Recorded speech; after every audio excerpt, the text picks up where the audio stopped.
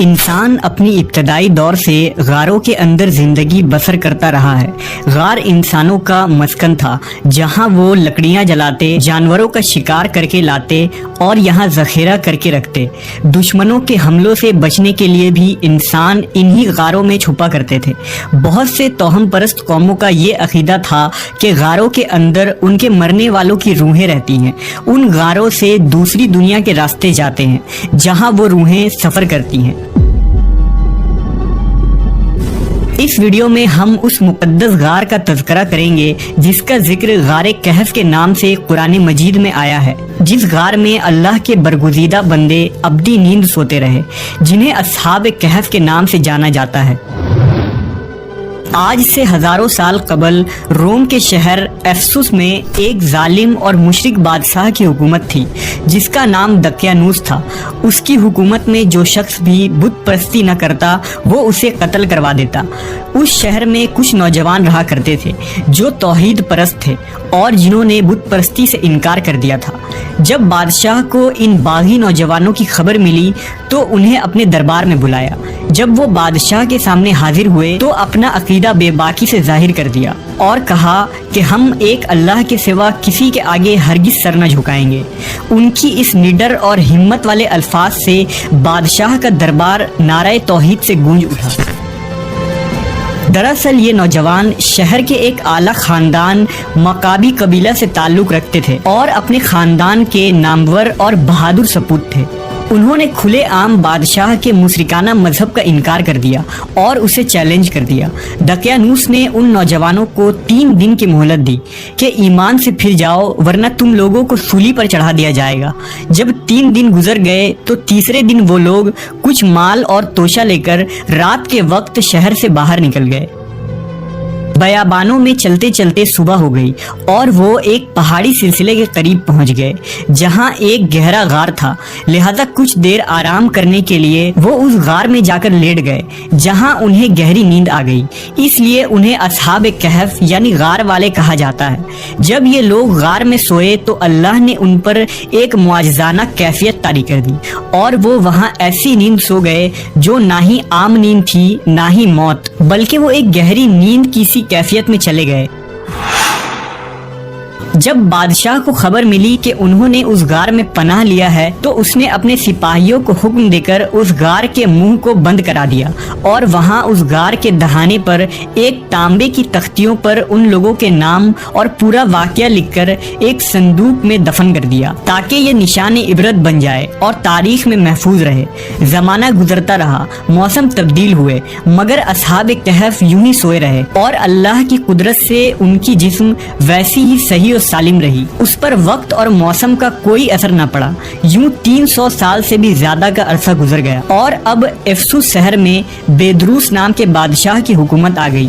بت پرستی کا دور ختم ہو گیا تھا، لیکن لوگ نئی فتنوں میں پڑ گئے، جس میں ایک فتنہ یہ تھا کہ لوگوں کی ایک بڑی جماعت نے مرنے کے بعد پھر زندہ ہونے اور قیامت آنے کا انکار کر دیا تھا۔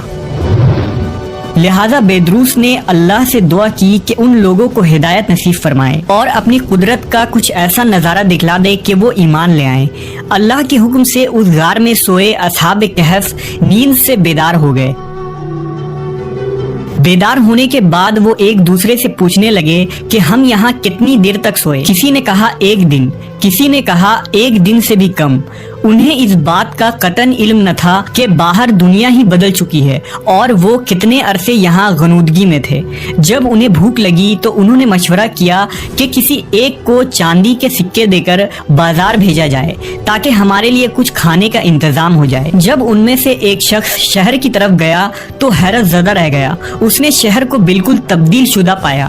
گھر اور مکانیں اونچی ہو گئی تھی، لوگوں کے لباس میں تبدیلی آ گئی تھی، کوئی شخص بھی آشنا نظر نہیں آتا تھا۔ وہ ایک دکان کے پاس گیا اور دکاندار کو سکے دے کر کھانے کی چیزیں مانگی۔ جب اس دکاندار نے اس سکے کو دیکھا تو پوچھنے لگا کہ تمہیں یہ سکے کہاں سے ملے؟ کیا تمہیں کوئی خزانہ مل گیا ہے؟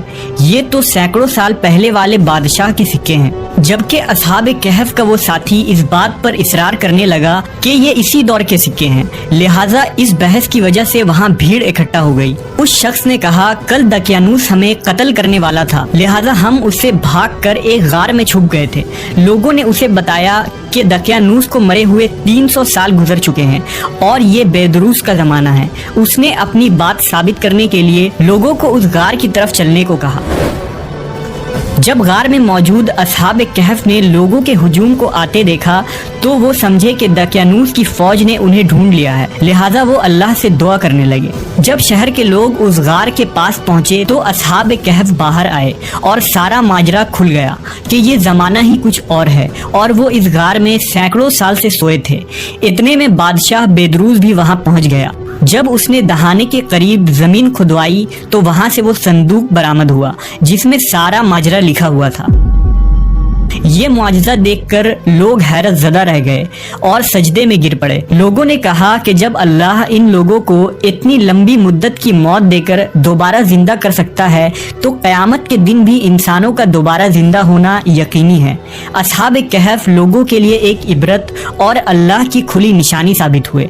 उन्होंने बादशाह से रुखसत ली और शहर वालों के लिए सलामती और हिदायत की दुआ करके उस गार में दोबारा चले गए और फिर अब्दी नींद सो गए। वहाँ लोगों ने एक अजीम इबादतगाह तामीर करवा दी और उस दिन तमाम शहर में ईद का दिन मुकर्रर कर दिया गया।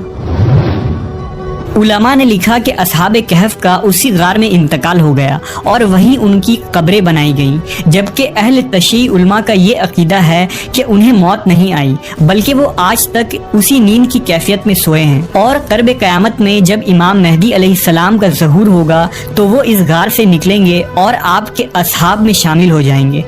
ये गार आज की शहर में मौजूद है, इसके मुतालिक इख्तिलाफ पाया जाता है। बाज़ मुवर्रिखीन ने लिखा कि असहाब कहफ का गार तुर्की के कदीम शहर अफ्सूस में है जो उस जमाने में रोमी सल्तनत यानी रोमन एम्पायर का हिस्सा था।